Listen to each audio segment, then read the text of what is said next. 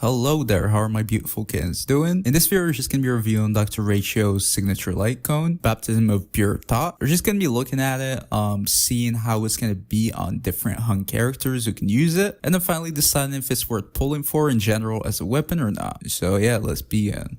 Alright, so first of all, starting off with the weapon's base stats. At level 80, it's gonna have 582 HP, which is just average for a 5-star weapon generally, or 5-star light cone. It's gonna have 529 defense, which is high for a 5-star light cone. As you can see, all of them are 463, so that's the first one with a high defense. And then finally, 952 HP, which is kind of on the lower end for a 5-star light cone, I guess. The average is 1058, as you can see, but generally speaking, it's still high enough. So yeah, that's for the base stats. Now let's move on to the passive. So for the skill on the weapon, it's just going to increase your crit damage by 20% just by equipping this weapon. That's just like a flat crit damage increase, which is not really as high, especially because it's crit damage. There are a lot of weapons who can even increase crit rate as high as 18%, as you can see, like in the night, for example. Sleep Like the Dead, for example, can increase crit damage by 30%. So it's not particularly like a high stat, but it's still pretty good. You just get it by equipping this weapon. Now for the rest of the skill, for every debuff on the enemy target, the wearer's crit damage dealt against this target is going to be increased by 8% up to a maximum of 3 stacks. So if you attack an enemy and this enemy has 3 debuffs, it's going to increase that specific hit against this enemy specifically. It's going to increase its damage by 24% if you have the 3 debuffs, 8% for each debuff. It's not going to increase your character's damage bonus, it's just going to increase the damage bonus against this enemy specifically, which is kind of meh in my opinion, so it doesn't really matter. Also, you need 3 debuffs to fully take advantage out of it in a scenario, which is not always applicable for hunt characters. And then the second part of the skill is that when you use an ultimate to attack an enemy, that means you have to hit an enemy with your ultimate, not just use your ultimate, you just have to hit an enemy with it. That means it needs to deal damage. It's going to increase the damage dealt by this ultimate by 36%, which is huge. And then most importantly, it's going to allow your follow-up attacks after that to ignore 24% of the enemy's defense. And that's going to last for 2 turns, which is very huge. A 24% defense increase for your follow-up attacks is going to be very, very good. So we can see that any character who uses follow-up attacks is going to appreciate this weapon very hard. So what this weapon gives you as a whole,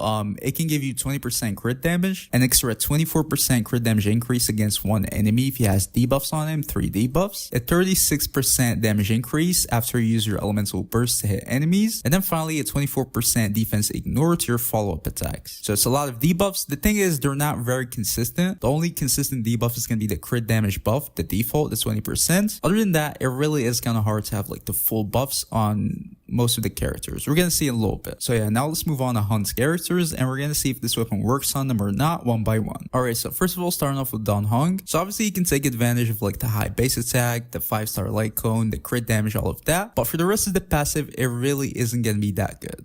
Usually you're not really going to be using many Nihility characters with Dan Heng. I mean, maybe sometimes, but it's not something that's, consistent with him. So most of the times you're not really going to be getting the extra crit damage increase. Then after that, he's going to use his elemental burst to attack enemies. Yes, so you're going to gain the damage bonus increase, but he's not really going to be follow-up attacking. So the defense ignore thing is not going to be, put to use. So the only things Dan Heng can use is going to be the crit damage increase and the damage bonus, which is good, but for a 5-star weapon for only Dan Heng, it's definitely not really something spectacular. I would think there are definitely better weapons than this, so yeah, I wouldn't really say it's worth it for Dan Heng. Obviously usable and definitely above average, but it's definitely not best in slot or game changing or anything like that, because you can't really take full advantage out of it. We have Sheila. It really is pretty much the exact same thing with Dan Heng. I'm not going to repeat that. Literally the exact same thing. She can take advantage of the crit and damage bonus, but that's about it. It's definitely not going to be game breaking for her too. It's definitely going to work. It's going to be one of her best weapons, but nothing really special. So if you already have a good weapon for her, it's kind of meh. We have Topaz. She would be one of the best characters who can take full advantage of this weapon because she deals follow-up attacks and she's going to appreciate the defense ignore very hard. The problem is her ultimate is not going to deal damage. So when you ult, is just going to buff her pretty much. That means the whole second half of the skill is not going to activate. You're not going to be getting the damage bonus, and most importantly, you're not going to be getting the defense ignore, which makes this weapon very mediocre on Topaz too. So it's definitely not worth using on Topaz. Sushuang is the exact same thing with Dan Heng and Sheila. You can use the crit damage bonus, but that's about it. It's also not really going to be, anything special. So yeah. We have Yong Qing. He actually is going to be one of the best users for this weapon. He can pretty much use it full fully. You can take advantage of the crit damage, the damage bonus, except for the whole debuffs thing. You might not want to play him with like debuffers generally sometimes, but other than that, you can take advantage of the defense ignore too, which is pretty good.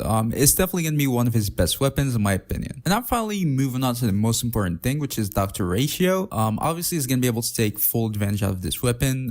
The crit damage is gonna be pretty good. You'd want to play him with like debuffers, so you're gonna take advantage of the extra crit damage too. He's gonna be dealing follow-up attacks, so the defense ignore is pretty good, and also the damage bonus is obviously gonna be usable. So he's gonna be able to use the full weapon as he should. His picture is literally on it. It's definitely gonna be his best weapon, but the question is by how much and is it worth pulling for? So if we look at Dr. Ratio's other light cone options, I would say generally his best other option is gonna be cruising in the Stellar C. It's a free-to-play weapon, so obviously S5. You can just grab it from the Herda store, and it's generally gonna be the second best after his signature, even compared to like other 5-star weapons at S1, which usually most people are gonna have them at S1. S5 cruising in the Stellar C is definitely gonna be very good. So I would say it's probably gonna be his next best weapon. The thing is, his signature weapon is gonna be around 20% better than the cruising in the Stellar C, which in my opinion is kind of huge. It's definitely not necessary. It's not like he's unplayable using the cruising in the Stellar C, but his signature weapon is definitely gonna improve him a lot. A 20% damage increase from changing the light cone, it's definitely considerable. So yeah, on Dr. Ratio himself as a signature light cone, I would say it's definitely kind of worth it. It's not necessary, so if you don't really want to go for it, it's definitely not necessary, especially because it's free. So I might as well just keep him free to play. But as a light cone, it's definitely good. It's a good signature light cone for its,